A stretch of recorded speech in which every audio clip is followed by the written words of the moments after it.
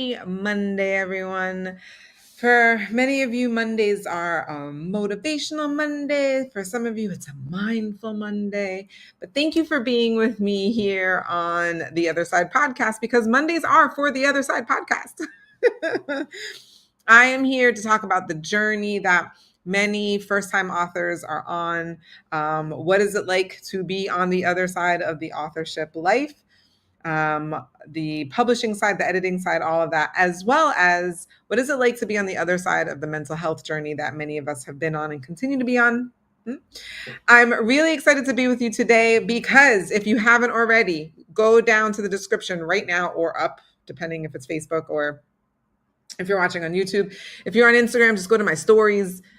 Need to register. It's happening in about an hour and a half. I'm going to be doing day one of my free 2-day masterclass, the Write, Publish, Market, and Prosper Masterclass, where I'm going to give you a deep dive. I mean, what took me 2 years to learn, I'm going to teach you guys in 2 days. I'm really excited. I'm giving away so much information, so much helpful tips and tricks for all of you first-time authors out there. This is definitely the masterclass you don't want to miss. Go ahead and register for that right now. It is all about registering for that, because as many tips as I'm going to give you here, you're going to get a lot more there. So go ahead and register for that. All right. And now let's get to today's topic. I'm really excited. Today, we're going to be talking about what are some self-publishing do's and don'ts. What do first-time authors need to know about the publishing process? Whoa, lots of things. Let's discuss, shall we? So I have up here my notes because I don't want to miss a thing. Okay, just kidding. So here's what I first want to go over. It's what are some of the costly mistakes that ruin most first-time book launches? So you got your book out there, you've been telling everybody about it, and now you're finally launching it. Then one of the things that could be a big mistake is skipping professional editing. You get your book out there, you don't have it professionally edited, and now people are looking at it and they see all sorts of mistakes. Please, first-time authors some only use beta readers or self-edit. And so even a single typo on the first page can trigger a negative review. Please invest in developmental editing and then copy editing and proofreading. Please invest. It's totally worth it. Plug for Say That Publishing. Woo! You get 2 for the price of 1. You get an editor who looks at the development and the content of your work and does that editing, as well as someone who does the copy editing, the line editing, all of that for grammar and things like that. 2 for the price of 1 instead of having to get multiple editors. So definitely get editing. 2, rushing the launch timeline. Successful launches require 2 to 3 months of pre-launch preparation. It's true. You're probably, while you're editing, you are in the midst of pre-launching. So just set the timeline appropriately. If you set arbitrary deadlines, because you're trying to cut corners on things, don't do that, because that could really cut in on the quality of your book. So plan backward from the launch date and then say, okay, if this is the launch date, I'm going to need 2 to 3 months where I'm going to be pre-launching. In the pre-launch is going to be formatting, editing, like all of those things. But you definitely want to have all of that. Like, I reverse engineer all the time. Anyone who works with me, if you're out there and you've worked with me before, you know how I do. I'm like, when do you want this out? And then we reverse engineer it and create the timeline working backwards from when the launch is. But don't rush it.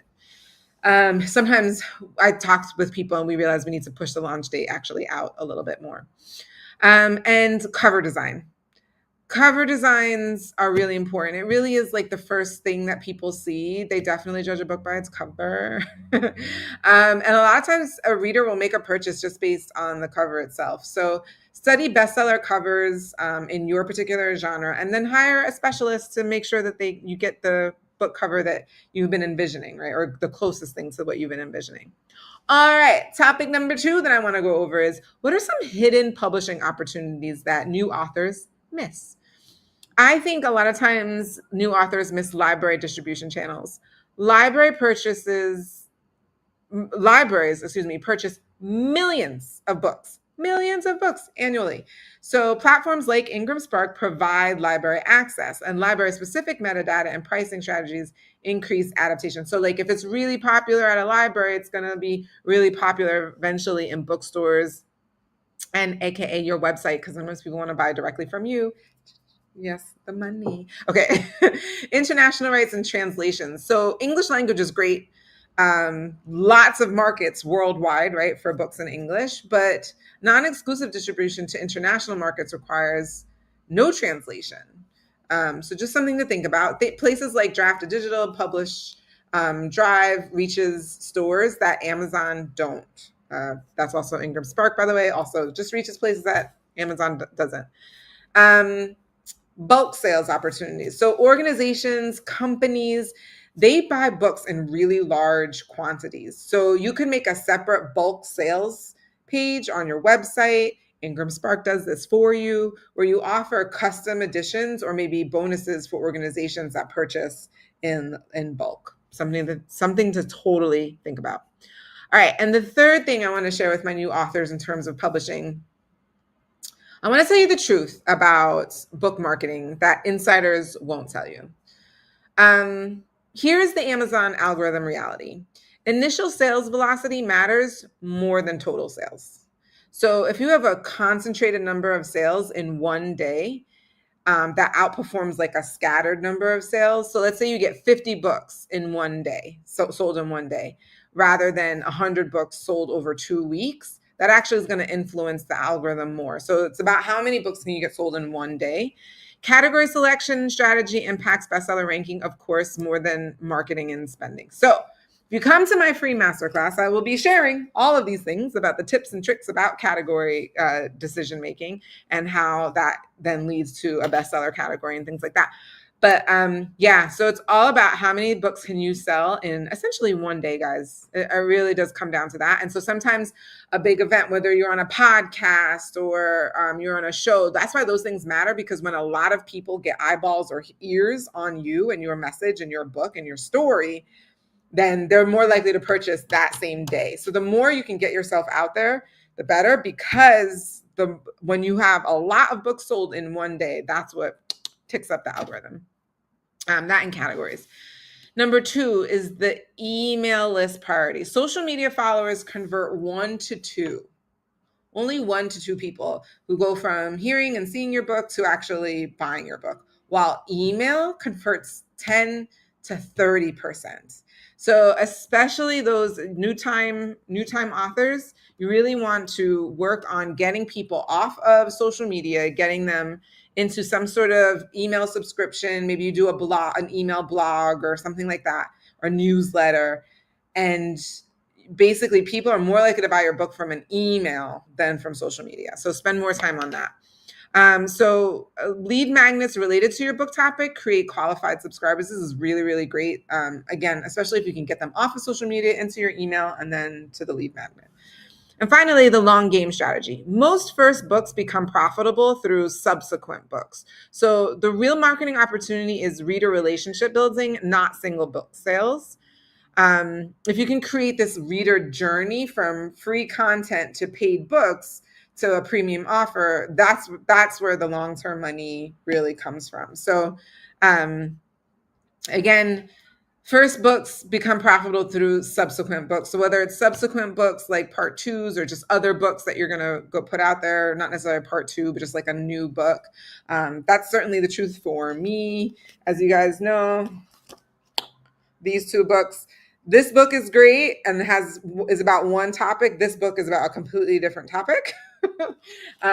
However, because I tell people that I'm an author, ultimately I start telling them about this, but they're like, oh, you're an author. What was your first book? And then it leads to this. And then I end up getting sales for this one because I've been talking about this one. So these are real things that people just don't really talk about. And for those of you that are looking like long term, you're going to be selling high ticket offers, courses, maybe you're going to be doing paid talks, things like that. People go through this journey of like, oh, they saw you one place, they got this free thing or this free tool, free content, whatever. Next thing you know, they pay for your book and they're like, oh my God, I love this person. And then they hear that you're doing a course or you're giving a talk somewhere, and then they're going to like pay to go to the talk or pay for your course and things like that. That's what that looks like. So these are really, really key, all the things I've talked about. So let's do a summary. You know, I always like to sum it up. So for all of you first-time authors, here are some publishing do's and don'ts. First, I talked about the costly mistakes that ruin most first-time book launches. One is skipping professional editing. Got to get those editors. Shout out to Say That Publishing. We know how to edit your work and also publish you to make sure that you get a bestseller listing. Number two, when they rush the launch timeline, don't rush it. Number three is do it yourself cover design. Just get somebody to do your cover so that way it's professional, it looks good. The second topic that we talked about are hidden publishing opportunities that most new authors miss. Number one is library distribution channels. Get into the libraries. Thank you, Ingram Spark. Number two is international rights and translations. Get your book translated, because the more people who can read it in their mother tongue, then the more people who are going to know you and want to follow you, right? Even if you don't necessarily speak their first language. Bulk sale opportunities are really key. So look for businesses, companies, organizations that want to buy your book in bulk. That'd be really cool, because obviously they're buying in bulk. They're going to get a little discount, but then you get all these books sold. So that's in your pocket. All right. And the third topic we talked about is the truth about book marketing that insiders won't tell you. Number one, the Amazon algorithm reality is that the more books you can sell on one singular day is what ticks up the algorithm more than anything else, especially more than total number of sales over a long period of time. Category selection, of course, is key as well. Number two, the email list is priority, not social media. The email list.